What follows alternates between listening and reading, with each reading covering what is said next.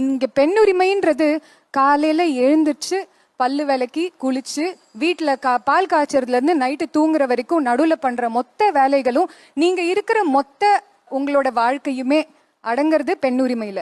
ஆனா இவங்க அதெல்லாம் தாண்டி ரொம்ப டீப்பா எதோ பேசிட்டாங்க. அதெல்லாம் லாஃபுல் டாபிக்ஸா இருக்கு. லா ரிலேட்டடா பேசுறாங்க, விக்டிமைஸ் பண்றதா பேசுறாங்க. நாங்க இங்க வாழ்றத பத்தி பேசிட்டு இருக்கோம். இவங்க வேற எதையோ டைவர்ட் பண்ணி வேற எங்கேயோ கொண்டு போயிட்டு இருக்காங்க. பெண் உரிமைன்றது வேற, ரைட்? இருக்க விடுங்க, அவ்வளவுதான் பெண் உரிமை. நீங்களும் பிறந்துட்டீங்க, நாங்களும் பிறந்துட்டோம், எல்லாரும் இருப்போம். அதை விட்டுட்டு நீ எப்படி இருக்கணும்னு நான் சொல்றேன்ற இதை வைக்க வேணான்னு நினைக்கிறேன், ரைட்? இது கூட இந்த வயசுல இன்னும் இவங்களுக்கு புரியலையேன்றது ரொம்ப மன வருத்தத்துல இருக்கு. எல்லாரும் இந்த உலகத்துல வாழ்ந்திருக்கிறோம், பிறந்திருக்கிறோன்ற ஆங்கிள் இவங்க யோசிக்கணும்னு நினைக்கிறேன். ஒண்ணு. ரெண்டாவது விஷயம், இங்க ஜென்ரலா நம்ம பெண்கள்னு பார்க்கும்போது ரொம்ப கண்டிஷன்டா பிறந்திருக்கோம், கண்டிஷன்டா வளர்றோம். அதாவது ஒரு கோயில் யானை எடுத்துக்கிட்டிங்கன்னா அந்த யானை சின்னதா இருக்கும் போது ஒரு சங்கிலி இருக்கும், அது அவ்வளோ பெருசானாலும் அதே சங்கிலியில அடங்கி அதே இடத்துல இருக்கும்.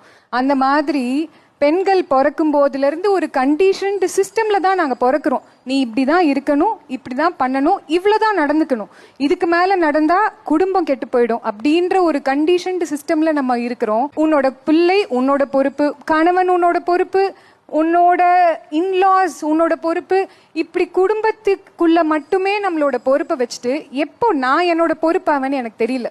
ஏன்னா என்னை தவிர எல்லாருமே என் பொறுப்புல வந்துடுறாங்க, ஆனா நான் அங்க இல்லவே இல்லை. So end of the day I've become invisible. என்னை தாண்டி எல்லார பத்தி யோசிக்க சொல்றீங்க, என்னை பத்தி நான் எப்ப யோசிக்கிறது? அதை இவங்க யோசிக்க விடாம தடுக்கிறாங்கன்றது தான் that is a reality.